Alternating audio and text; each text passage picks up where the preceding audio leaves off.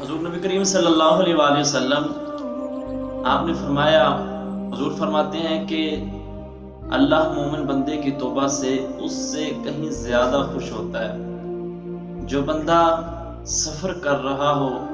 اس کے پاس سواری بھی ہو، کھانے کا سامان بھی موجود ہو، پینے کا سامان بھی موجود ہو، اور چلتے چلتے سخت گرمی ہو اور وہ آرام کرنے کے لیے ایک پتھریلی زمین، ہلاکت خیز زمین پہ وہ ایک درخت کے نیچے پڑاؤ کرے آرام کرنے کے لیے، اور اب اس کے پاس اپنی سواری بھی ہے، کھانے کا سامان بھی ہے، پینے کا سامان بھی ہے، اور جب وہ آرام کرنے کے لیے اپنی کلائی کو سر کے نیچے رکھ کے سو جائے، اور جب وہ سو کر اٹھے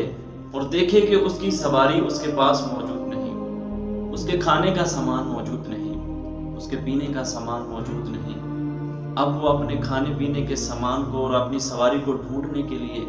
کبھی دائیں کی طرف جائے، کبھی بائیں کی طرف جائے، کبھی آگے کبھی پیچھے ڈھونڈے اور اس کو اس کی سواری نہ ملے، اور وہ پریشان ہو کے، سخت گرمی ہے، دھوپ ہے، سخت گرمی اور دھوپ میں وہ پریشان ہو کے واپس آ جائے اور اپنی کوہنی کو اپنے سر کے نیچے رکھے اور مرنے کے لیے سو جائے کہ میں اس سے مر جاؤں تو بہتر ہے، اور جب وہ اٹھے تو اس کے پاس اس کی سواری بھی موجود ہے، اس کے کھانے کا سامان بھی موجود ہے، پینے کا سامان بھی موجود ہے، اور وہ بہت زیادہ خوش ہو، تو حضور علیہ الصلوۃ والسلام نے فرمایا کہ اللہ رب العزت